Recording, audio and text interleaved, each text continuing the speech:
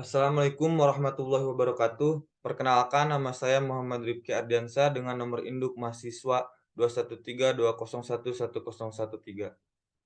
Pada kesempatan kali ini, saya akan memaparkan materi mengenai pelanggaran HAM berat dalam konteks Perang Sipil peristiwa Talang Sari Lampung tahun 1989. Untuk memenuhi tugas UAS, mata kuliah Hukum dan HAM dengan dosen pengampu Ibu Eriska Ginalita Dwi Putri SHMH.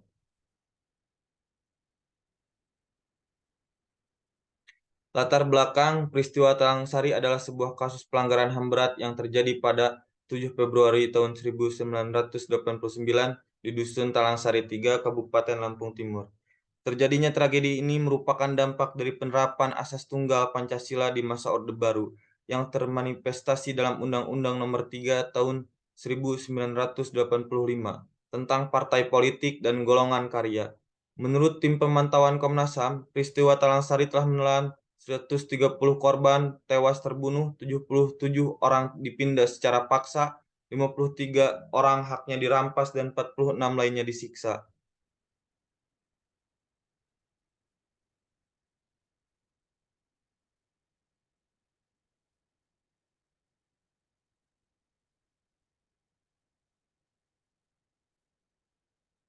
Apa penyebabnya? Peristiwa tragedi Talang Sari tahun 1989 dimulai dari penguatan doktrin pemerintah Soeharto tentang prinsip tunggal Pancasila.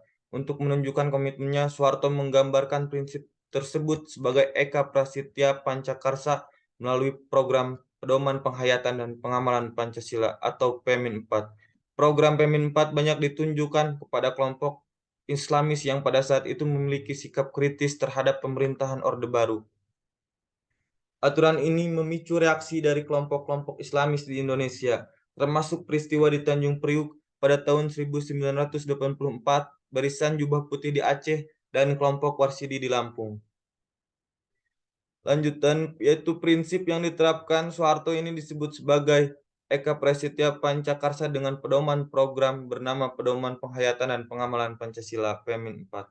Umumnya program PEMIN 4 ini menyasar sejumlah kelompok Islamis yang kala itu bersikap kritis terhadap pemerintahan Orde Baru. Akibatnya, aturan ini membuat sekelompok orang di Lampung melakukan pemberontakan yang dipimpin oleh Warsidi. Penyebabnya, pada tanggal 7 Februari tahun 1989, sebanyak 3 peleton tentara dan sekitar 40 anggota BRIMOB menyerbu Cihideng, pusat gerakan. Menjelang subuh, keadaan di Cihideng sudah berhasil dikuasai oleh ABRI. Dalam bentrokan ini, sedikitnya 246 penduduk sipil tewas. Sementara itu, menurut Komite untuk Orang Hilang dan Korban Tindak Kekerasan yang bisa kita sebut Kontras menyebutkan ada 47 korban tewas dan 88 lainnya hilang. Alhasil ratusan anak buah dan pengikut Warsidi berhasil ditangkap. Upaya hukum yang ditempuh.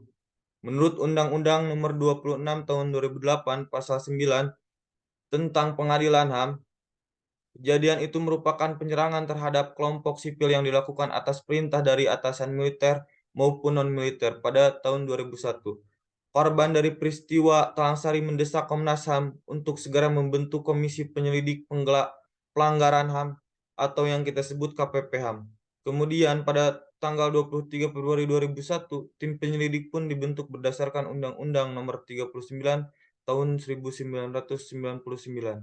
Tim ini terdiri dari Eni Suprapto, bagian kekerasan, Samsudin di bagian hak hidup, Ruswiati Surya Saputra di bagian perempuan, Muhammad Farid di bagian anak-anak. Tim ini mulai bekerja sejak akhir Maret hingga awal April tahun 2005. Setelahnya mereka turun ke lapangan pada Juni 2005, didapati adanya pelanggaran HAM berat. Komnas HAM kemudian mengeluarkan laporan penyelidikan dan berkasnya diserahkan ke Kejaksaan Agung. Namun, malangnya laporan tersebut ditolak karena dianggap kurang ada bukti formil dan material.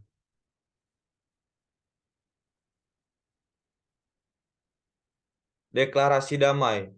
Pada tanggal 20 Februari 2019, barulah deklarasi damai Talang Sari yang diinisiasi oleh tim terpadu penanganan pelanggaran HAM dari Kementerian Koordinator Bidang Politik, Hukum, dan Keamanan terjadi. Deklarasi ini dilaksanakan di Dusun Talang Sari, Lampung Timur yang dihadiri oleh anggota DPRD Lampung Timur, Kapolres Dandim, Kepala Desa Raja Basalama, dan Camat Labuhan Ratu. Adapun isi dari deklarasi damai itu adalah agar korban Talang Sari tidak lagi mengungkap kasus tersebut karena sudah dianggap selesai oleh pemerintah, dan kompensasi berupa pembangunan jalan dan fasilitas umum di Lampung. Mengetahui hal itu, korban dan masyarakat pun langsung melakukan penolakan karena kompensasi yang diberikan bukan kompensasi khusus untuk para korban peristiwa Talang Sari. Akhirnya, korban yang ada dalam pengumpulan keluarga korban peristiwa pembantaian Talang Sari, Lampung, didampingi oleh Kontras dan Amnesty Internasional Indonesia melaporkan perihal deklarasi itu pada Ombudsman RI pada tanggal 13 Desember 2019. Ombudsman mengumumkan bahwa deklarasi damai Talang Sari dinyatakan maladministrasi.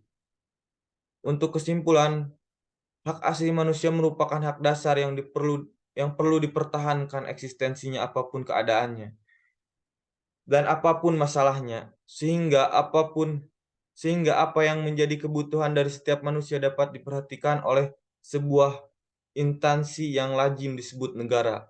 Kasus pelanggaran HAM Talang Sari merupakan kasus kelam yang kemudian hal serupa seperti kasus tersebut harus dilululantakkan keberadaannya. Demikian isi presentasi saya kali ini. Semoga apa yang saya sampaikan dapat bermanfaat bagi kita semua. Jika ada kekurangan, mohon dimaafkan. Billahi fisabilil haq, fastabikul khairat. Wassalamualaikum warahmatullahi wabarakatuh.